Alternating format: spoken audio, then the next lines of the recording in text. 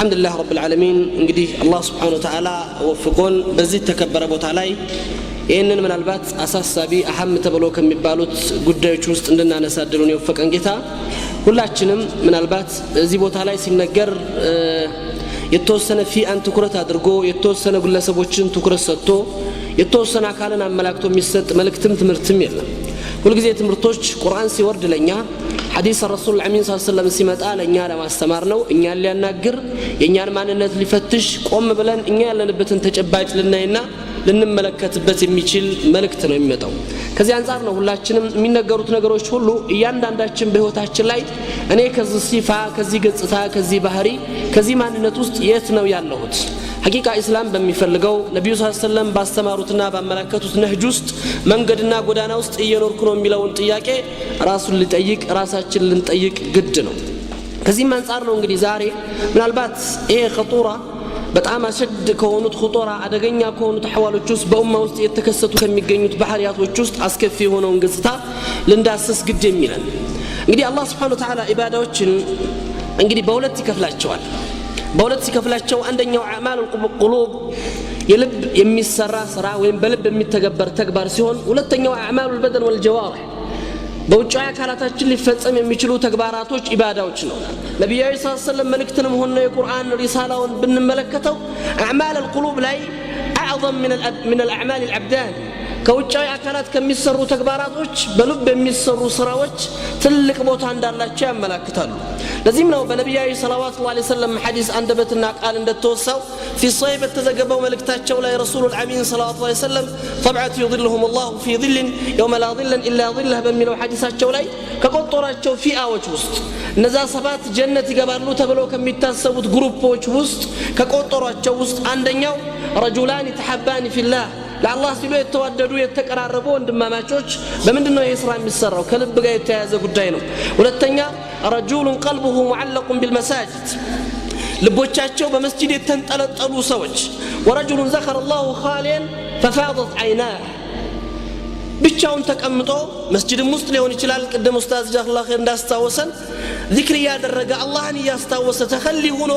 ከሰዎች ሩቆ ከሰዎች እይታ ተደብቆ ምናልባት ያኒ ንስፈ ለይል ላይ ሊሆን ይችላል ወይም ደግሞ ብቻውን ባለበት ቦታ ላይ አላህን አስታውሶ የአላህን ዐዘማ የአላህን ጀላላ የአላህን ልቅና አስታውሶ የሚያለቅስ ሰው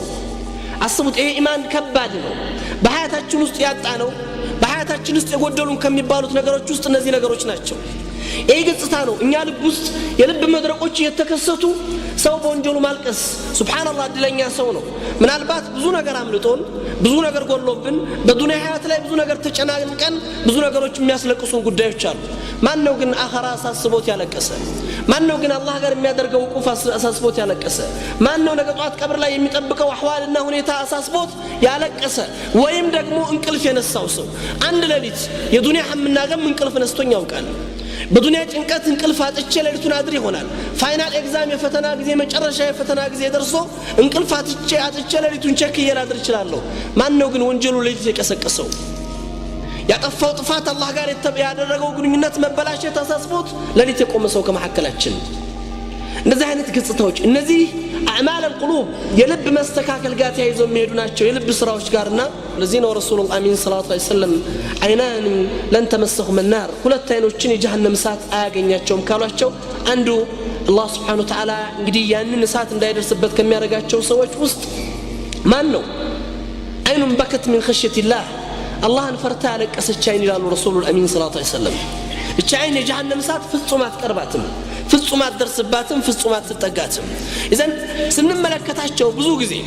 አላህ Subhanahu Wa Ta'ala ትኩረት ሰጥቶት የሰው ልጅን ሐያት አስተካክለው መጨረሻውን አሳምረው አላህ ጋር ያለውን ግንኙነት ወሳኝ የሚያደርጉለት ጉዞዎች በልብ የሚሰሩ ኢባዳዎች ናቸው ለዚህ ነው ረሱሉላህ አሚን ሰለላሁ ዐለይሂ ወሰለም ሰባት ከጠቀሷቸው ያኒ የጀነት ሚፍታህ ይሆናሉ ተብሎ ከሚታሰቡት የውም القيامه በዛ በጭንቅ ሰዓት ላይ የሰው ልጆችን ከጭንቅ የሚጠብቁትና የሚያድኑት ወይም ደግሞ ያ ሁሉ ሰው ሲጨነቅ በዛ ቃጠሎ ሲቃጠል በአርሽ ጥላ ስር እንዲጠለል የሚያደርጉት ተግባራቶች እነዚህ ናቸው ለረሱል ሰለላሁ ዐለይሂ ወሰለም እነዚህ ምንድናቸው አዕማል القلوب የልብ ተግባራቶች ናቸው وكذلك خطايا القلوب قد تهلك العبد وتخفضه اسفل السافلين ብዙ ጊዜም ደግሞ ልክ የአማል القلوب በልብ የሚሰሩ ተግባራቶች የሰው ልጆችን ደረጃ ከፍ አድርገው ነገ ጧት ከዛ ከጭንቅና ከመከራ እንደሚጠብቁት ሁሉ የልብ ስህተት ደግሞ የሰው ልጅን መጨረሻውን ሊያጠፋበት ሊያበላሽበት ይችላል የዚች የልብ መበላሸት የሰው ልጆችን ማንነት ሊያናጋ ይችላል አላህ ጋር ያለውን ግንኙነት ሙሉ ለሙሉ ሊያጠፋበት ይችላል ለዚህም والله رسول الامين አሁን በሶሒህ በዘገቡት አንድ ሐዲስ ላይ አቡ ሁረይራ ሐዲስ ላይ ማለት ثلاثه تسقر عليهم النار ካሏቸው ሶስት ጀሃነም ከምትቀጣጠልባቸው ሰዎች ብለው የጠቀሷቸው ረሱል الامين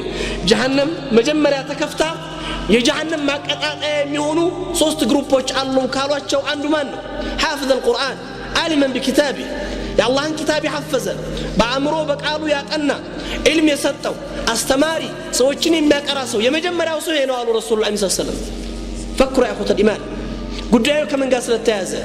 ከዕልም ጋር ብቻ አይደለም ለዚህ ነው አንዱ ዓሊም መተው ጠየቋቸው ይባላል ያ ሼክ فلان ابن فلان حفظ بخاري كله كلي እኮ የተባለው ሰው ቡኻሪን ሙሉ ለሙሉ حفظው አሏቸው مع العمل او اما بلا عمل كسراው ጋር ነው يحفظው ወይስ ከስራው ውጭ አሉ ሰውየው ሸክየው ከስራ ጋር ከሆነ فقط احسن በርግጥ አሳምሯል ዋጋውንም ደረጃውንም ከፍ አድርጓል اذا كان بلا عمل ወይም ደግሞ ከስራ ውጭ ከሆነ ግን ኪታቡን ብቻ የተሸከመውና የያዘው فزاد في مكتبه شيء ላይብረሪ ውስጥ ቡኻሪ ያለ እዚህ መስጊድ ውስጥ ቡኻሪ ተቀምጦ ሌላ ቡኻሪ እንደማስቀመጥ ነው የሚቆጠረው አይጠቅምም ስለዚህም ነው ረሱል الله صلى الله عليه وسلم عالمنا حافظ القرآن يمجمرا تطيقناچو يوم القيامه امام الله سبحانه وتعالى الله القرآن የማሐፈዝ ድል ሰጥቼህ ዕውቀትን የማግኘት ድል ሰጥቼህ ነበር ምን ተጠቀምክበት ብሎ ሲጠይቃቸው የታይ ሐፍጄ ሰዎችን ሳቀራበት ሳስተምርበት ሳሰግድበት ስወዳደርበት الى اخر حد ወይም ደግሞ ኢልሚጂ ሰዎችን መድረክ ላይ ሳናግርበት ሳቀራበት ስቀራበት ኖርክ ከዘብተ ያ عبدي ነው የሚለው الله سبحانه وتعالى ዋሽህ ባሬ ቁርአኑን ስትሐፍዝ የነበረው እከሌ ሐፊዙ ብለው ሰዎች እንዲያደንቁ እንዲያመሰግኑ ነበር ዳኢው እንዴት አይነት ተናጋሪው እንዴት አይነት ዓሊም ነው ብለው ሰዎች ክብርና ምስጋና እንዲያጎናጽፉ ነበር በዱንያ ላይ ከሰዎች ጅዛህን ተቀብለሃል የኔ ጅዛ ግን ምንድነው ይላል ኻሊቅ الكون سبحانه وتعالى ያለ ታይታ የሰራው ስራ ላይ ውጪ የሆነ ተግባር ከሰዎች ዋጋ አግኝተህለታል እኔ ጋር ግን ያንተ ጅዛ ጀሃነም ነው ይላል አላህ Subhanahu Wa Ta'ala ፈክሩ يا اخوان ይህ በጣም خطوره ነው ይሄ ማለት ጥንቃቄ እንድናደርግለት ነው ያንዳንዷን ነገር ሀያታችን ጋር ቀልብ ጋር ካልተገናኘች ውጩ በአብዛን ብቻ መያዙ በውጭ አካል መገለጹ ሀያታችን ሊያጠፋብን ይችላል ሁለተኛውም ሶስተኛውም እንደዛው ናቸው ገንዘብ ሰጥቶት ሰደቃ የሚያበዛ መስጊድ የሚሰራ የተለያዩ ኸይራቶች የሚተገብርን ሰው አላህ ይጠይቀዋል ይሄን ኒዕማ የሰጠውን ጸጋ የታየኔማ ገንዘብ ይዤ ኸይር በሮቹን ሁሉ ስቆረቁር የኸይር በሮቹን ሁሉ ሳንኳኳ ነበር ከዘብተ ያ عبدي ዋሽህ ባሬ ያን ስታረግ የነበረው እኮ ከሊ ጀዋድ ቸር ነው ለጋስ ሰው ነው እንድትባል ነው እኔም ፈርታን ነበር የሚሰጠው ይሄ ነው ጥንቃቄ ይፈልጋል ሙጃሂድ في سبيل الله በሶስተኛ ደረጃ ሐያቱን ለአላህ የሰጠው ተመልከቱ ኢኽዋን ሐያትን ከመስጠት በላይ ምን ልታረግ ትችላለህ ነገር ግን አላህ Subhanahu Wa Ta'ala قاتلت لانك يقال لك جريء የተዋጋው ከሊ ጀግና ብለው ሰዎች እንዲያደቁህ ነበር እንጂ የኔን ትእዛዝ ለኢላሂ ከሊመቱላህ العليا የአላህ ቃል የበላይ ሆና እንድትደራደር አልነበረም ያደረከው خساره እንግዲህ ይሄ خطيئه القلوب የልብ ስህተት የልብ አደጋ ምን ያህል ከባድ እንደሆነ የመጀመሪያው ልባቸው የተስተካከሉ ሰዎች ዋጋቸው ምን ያህል እንደሆነ ሰብዓት ይዙልሁም الله መቅራት ማየት ማንበብ በቂ ነው እነዚህ ደግሞ አደገኛ የሆነ መሲርና ኢቃብ እንዳላቸው ማየት ደግሞ ሁለተኛው መመልከት በቂ ነው እነዚህን ስንመለከት ነው እንግዲህ የተለያየ قطاع القلوب ይሄ የخطاء القلوب متنوع ነው የልብ ስህተቶች የሚፈጠሩበት የተለያዩ ገጽታዎች ይኖሩታል ምናልባት ሰውየው ራሱ ላይ ብቻ የሚቀር ይሆናል ስህተቱ ራሱ ላይ ብቻ የሚቀር ምናልባት ሪያ ይወዳል ዑጅብ በራስ መደነቅ መገረም ሰዎች ዘንድ ልግስና ወይም መሞገስ መደነቅና መወደድ የሚፈልግ ሰው ይኖራል በሰራው ስራ ይህ ሰው ራሱ ላይ ነው ያለው ጉዳይ ወንጀሉ ሪያኡም ታይታውም መሰል ጉዳዮቹ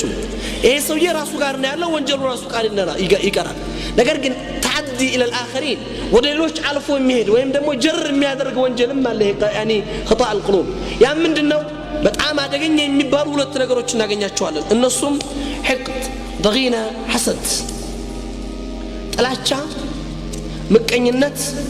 ወይም ደግሞ ሰዎችን በመጥፎ እይታ ማየትና ወይም በመጥፎ መልኩ መሳል እነዚህ ገጽታዎች ናቸው አደገኛ የሚባሉት ሌሎችን ሂደው የሚጎዱት ሌሎች ላይ የሚያርፉት የሰውየውን ዱንያ አኸራ ሊያበላሹ የሚችሉት ዛሬ እንግዲህ አላህ Subhanahu Wa Ta'ala ተውፊቁን ሰጥቶን በዚህ መድረክ ላይ የምናውሳውና የምናነሳው ይሄን ሁሉ ትንታኔ ውስጥ አይደለም የምንገባው በጣም ሰፊ መውዱዕ ስለሆነ አንዷን መውዱዕ